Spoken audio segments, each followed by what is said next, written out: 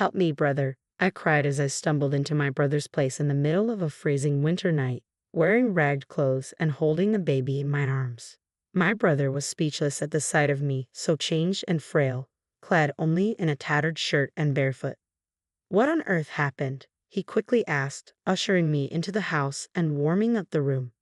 The baby, wrapped in my jacket, was sound asleep, but I couldn't stop shivering. Who did this to my precious little sister? My brother muttered through clenched teeth. Lily, it's going to be okay now. Upon hearing my brother's gentle voice, I felt a wave of relief wash over me as if all the strength had drained from my body. My name is Lily, a 27-year-old homemaker with a young son. I was once a nurse until Terry, the son of the hospital director, proposed to me. Terry was kind and efficient in his work, which initially attracted me to him.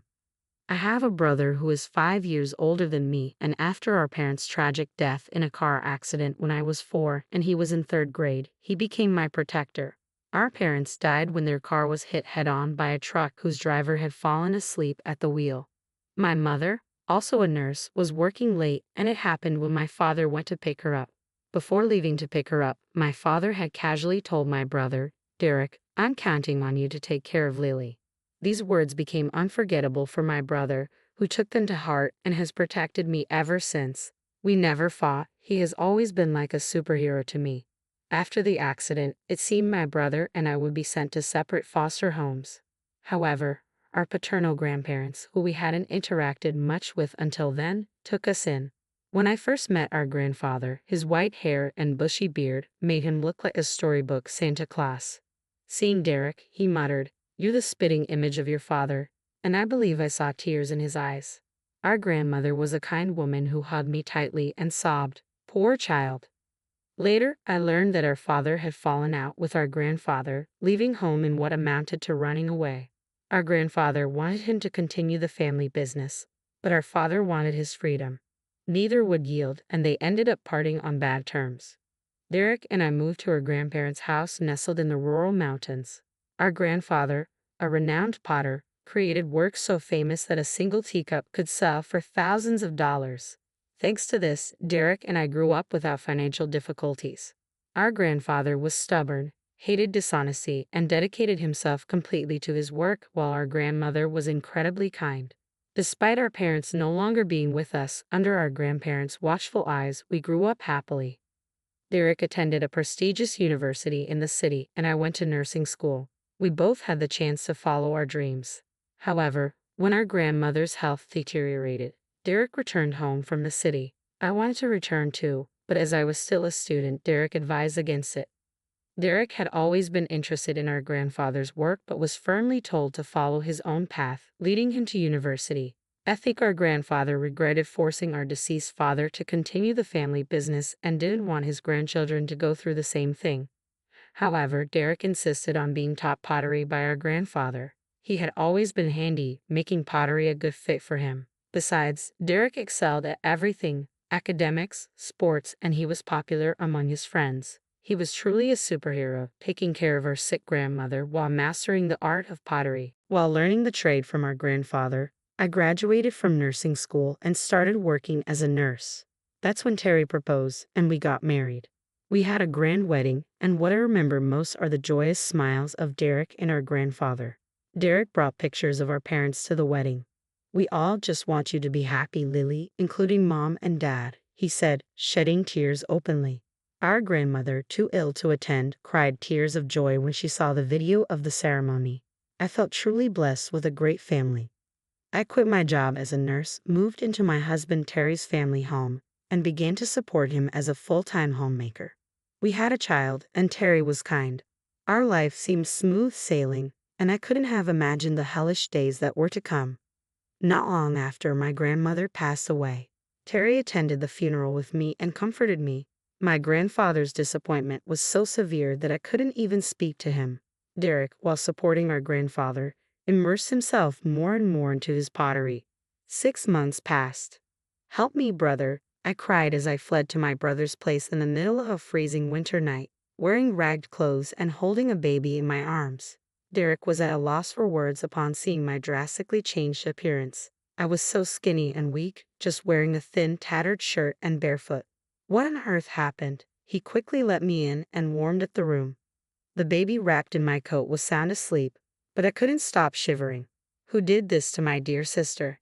Derek murmured through clenched teeth. I felt a wave of relief wash over me as if all strength had left my body. I didn't want to worry Derek or our grandfather, but I had no choice but to tell them.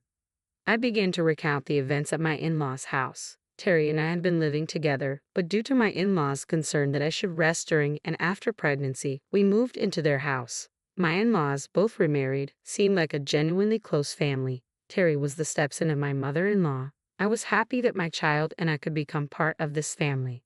My father-in-law was kind to me, telling me to make myself at home. Having no father, his kindness was precious to me. However, my mother-in-law seemed not to like this. "You're flirting with my husband, aren't you, you disgusting woman?" she began to say. She started harassing me when my father-in-law was not around. "You're an uneducated child with no parents," she said, not just verbally abusing me but also causing physical harm. She spilled boiling water towards me, planted pins in my meals, and even tried to push me down the stairs. It was life-threatening. My mother-in-law's family had a long-standing reputation in the retail business, managing a major department store chain run by her brother. "Your background is miles apart from mine. You can't blend with someone who grew up in poverty," she said, looking down on me. Then, a situation arose that added to my troubles. With a shortage of staff at the hospital, a former nurse was often called in to help, working alongside my husband Terry. During this time, I noticed something unsettling. Terry, being the son of the hospital director, was often seen reprimanding the nurses unreasonably. "Move quicker. You're a nurse getting paid, aren't you? Don't slack off just because my father is lenient. Once I take over this hospital, I won't be so forgiving. How many times do I have to tell you? Order the supplies in advance. They're not cheap, you know. Don't take running a hospital lightly." Such unreasonable remarks were directed at nurses who were working hard for the patients. "Terry, don't you think that's too harsh? Everyone here is trying their best," I interjected. He didn't take kindly to this. Furious that I had stood up to him, he flew off the handle in front of the other nurses. Since then, Terry became distant towards me. It might have also been influenced by my mother-in-law, who had been telling Terry from the start, "You're too soft on your wife. She's taking you for granted." While my father-in-law was still well, Terry couldn't be openly hostile or abusive in front of him. But then my father-in-law fell seriously ill and became bedridden. When it rains, it pours. My mother-in-law seized the opportunity and made me take care of all the chores, treating me like a housekeeper. I was extremely busy carrying my son on my back, cooking, doing laundry, and cleaning. Even in front of my father-in-law, my mother-in-law began to mistreat me, but my weakened father-in-law was unable to stop her. "Please don't speak to Lily that way," he would say. "Here you go again defending that woman, and you can't even do anything with your frail body." "Oh, how I wish you were gone," she would retort, spewing venom at my sick father-in-law. I endured it for the sake of my son and father-in-law. The harassment escalated. "Housekeepers don't eat with the family. Eat the leftovers later," she told me. I was so upset that I lost my appetite. When I looked in the mirror, I was shocked to see my gaunt and ragged reflection. My husband said, "I only married you because you were a bit attractive, but I never thought you'd become such a shabby woman. I'm too embarrassed to be seen with you." He told me to move from our bedroom to the storeroom. How cruel can people be? My husband and mother-in-law began to verbally abuse even my son. "Of course he's not smart. Look at who his mother is," my mother-in-law would say. "His constant crying is annoying. Make him stop right now," my husband would demand. It felt as if something inside me had snapped. I had made up my mind to run away. My only concern was my father-in-law. If I didn't take care of him, he would be in trouble. However, my father-in-law said, "Don't worry about me, Lily. You should escape to your brother's place." He pulled out several $100 bills from under his pillow and pressed them into my hand. I decided to flee on the spot in the clothes I was wearing. I wrapped my son in my coat to keep him warm, rushed outside, hailed a taxi with the money my father-in-law had given me, and headed to my grandfather's house. I poured out the whole story to my grandfather and my brother Derek all at once. Derek, making a furious face I had never seen before, was shaking his clenched fist. Derek reassured me, saying, "You've had it tough, haven't you? It's okay now, relax." I burst into tears. My grandfather also muttered, "I can't forgive this." A few days later, I left my son with my grandfather and decided to return to my in-laws' house with Derek to collect my belongings. I had left in a hurry without a word, so I thought it would cause trouble if there was any fuss. When we returned to my in-laws' house, my husband muttered with a cold gaze, "You finally returned, huh?" Derek calmly replied, "My sister seems very distressed, so we'll be taking care of her for a while. We came today to collect some of her personal belongings." My husband retorted, "I married her, so if she doesn't come back, there will be no one to do the chores. That's a big problem for me." My mother-in-law, looking down on Derek, said, "I heard you do pottery. It must be a poor life, isn't it? Even if you take care of my daughter-in-law, it's going to be tough for you, right? Please send her back. It's a problem for us too." Derek clenched his fists tightly. I could see that he was desperately trying to suppress his anger. When we asked to take back our belongings, we were directed to a storage room in the corner of the hallway that served as my room. In the corner of the cramped room were cardboard boxes and old appliances carelessly placed. There were a few changes of clothes for me and my son, no heating appliances, just a thin blanket and a thin mattress. Derek was at a loss for words, seeing the harsh conditions I was living under.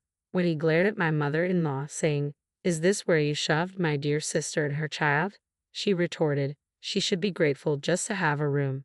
She's just a housekeeper." I wanted to get out of that house as soon as possible, but I was worried about my father-in-law and wanted to see him.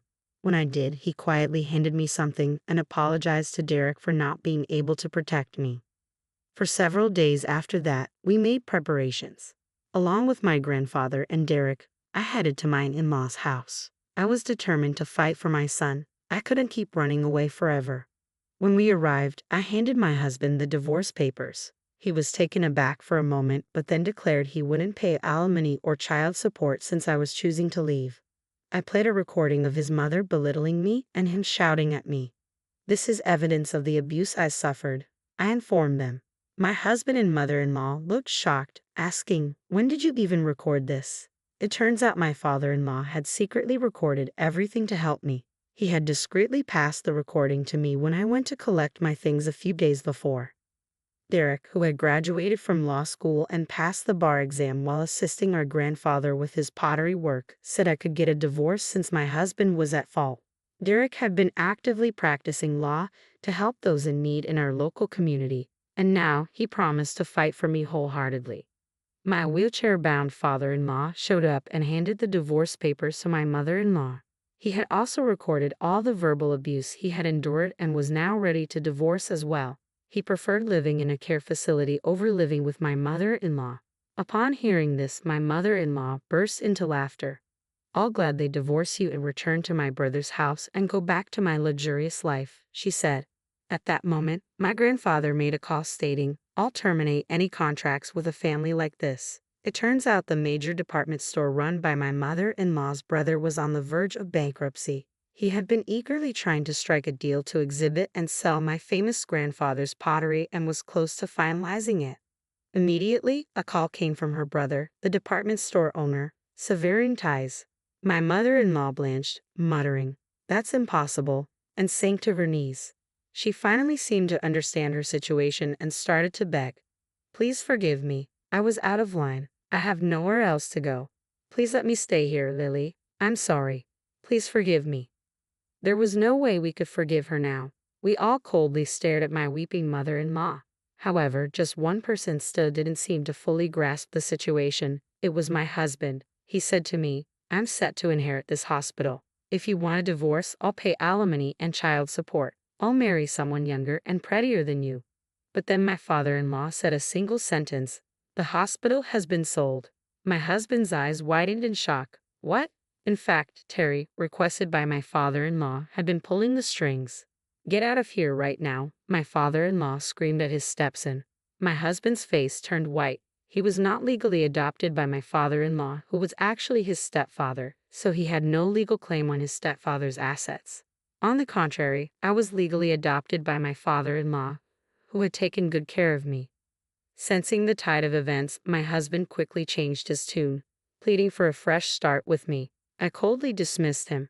Afterwards, my son and I were doted on and enjoyed life at my grandparents' house. He now cried less often and spent his time playing in nature, finding flowers and insects. My in-laws divorced. The audio tape proved crucial in establishing the fault of my mother-in-law. According to mutual acquaintances, my mother-in-law and husband are now living in a small rented apartment. Their attempts at finding new jobs had gone well, and they seem to be getting by on part-time work. Their days are filled with endless quarrels, each blaming the other for their current situation. My grandfather is living comfortably in a high-end senior home, and my son and I visit him often. Derek, as always, continues to work with pottery under my grandfather's guidance. My mother-in-law's brother, who wasn't at fault, had the pottery exhibition at a department store. At the exhibition, my brother met a lovely woman who was a fan of pottery, and they started dating. I expect we'll hear good news from him soon. I work as a nurse at a hospital near my grandfather's house. It was my dream to become a nurse like my mother, and now I find fulfillment in caring for my patients.